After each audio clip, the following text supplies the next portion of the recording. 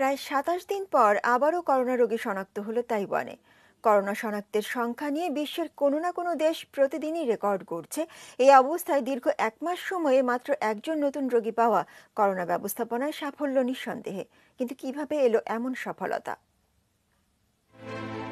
মহামারীর চরিত্রই এমন, মুহূর্তেই হাজার জীবন এভাবে পরিণত হচ্ছে সংখ্যায়, সেই সাথে চারিদিকে আশঙ্কা আর হতাশা।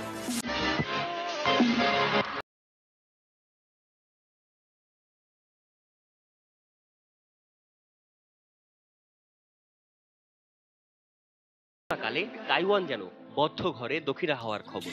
মোট ২.৫ কোটি মানুষের দেশটিতে প্রথম করোনা রোগী শনাক্ত হয় ২৯ ফেব্রুয়ারি। এর আগেই দেশটি ভাইরাসের উৎপত্তি স্থল উহানের সঙ্গে বিমান যোগাযোগ বন্ধ করে দেয়। যে কোনো দেশেই কোভিড-১৯-এর সূচনা বিমান, স্থল কিংবা নৌবন্দর দিয়ে। তাই তাইওয়ানের সব প্রবেশ পথে বসে বিশেষ মেডিকেল টিম। প্রতিটি ফ্লাইটে আসা দেশি বিদেশিদের করোনা টেস্ট করে তাদের বাধ্যতামূলকভাবে পাঠানো হয় কোয়ারেন্টিনে। এমনকি তাদের ঘরেও পাঠানো হয় সরকারি ট্যাক্সিতে। এখানেই শেষ নয়, দিনে অন্তত ২ বার সরকারের পক্ষ থেকে বিদেশ ফেরত প্রত্যেকের খোঁজ নেওয়া হয় সবাই কোয়ারেন্টিন মানছেন কিনা।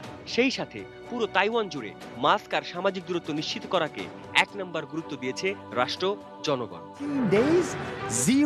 ফলাফল স্পষ্ট, গেল ২৪ ঘন্টায় নতুন একজন রোগী পেয়েছে তাইওয়ান, তাও ২৭ দিন বাদে। মোট রোগী ৪৪০।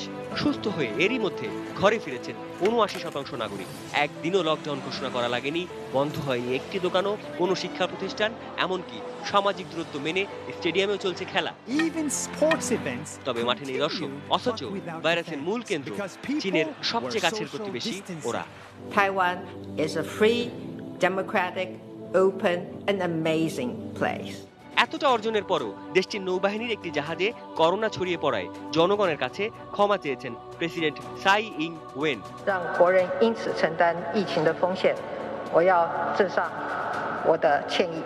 সফলতায় আত্মতুষ্টিতে না ভোগে উল্টো বিশ্বের কোটি আতঙ্কিত মানুষের পাশে দাঁড়িয়েছে এই দ্বীপরাষ্ট্র।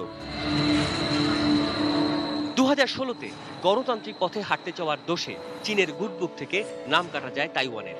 এরপর বিশ্বের অনেক দেশই রাজনৈতিকভাবে এড়িয়ে চলে তাইওয়ানকে। আর সেই তাইওয়ানই ৭ কোটি মাস্ক আর নানা চিকিৎসা সরঞ্জাম বিতরণ করেছে ইউরোপ আমেরিকার মতো বিশ্বমোড়লদের ঘরে। তাদের ভালোবাসা পেয়েছে ছোট্ট দ্বীপরাষ্ট্র ফিজিও। অথচ ভাইরাস মোকাবেলায় দেশটি যে সফল হচ্ছে সেই তথ্যগুলো আমলে নেয়নি বিশ্ব স্বাস্থ্য সংস্থা। কেউ দেখে শিখে, কেউ ঠেকে। তাইওয়ান শিখেছে ঠেকে। ২০০৩-এ সার্স ভাইরাসে বিপর্যস্ত হয়ে পড়ে তাইওয়ান। ২.৫ লাখ মানুষের গোটা একটা দ্বীপকে কোয়ারেন্টিন ঘোষণা করেও থামানো যায়নি মৃত্যু।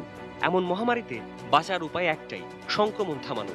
সেখানে তাইওয়ান ১০০-তে ১০০। সাদাত হাবিবি সেতু, ATN নিউজ, ঢাকা।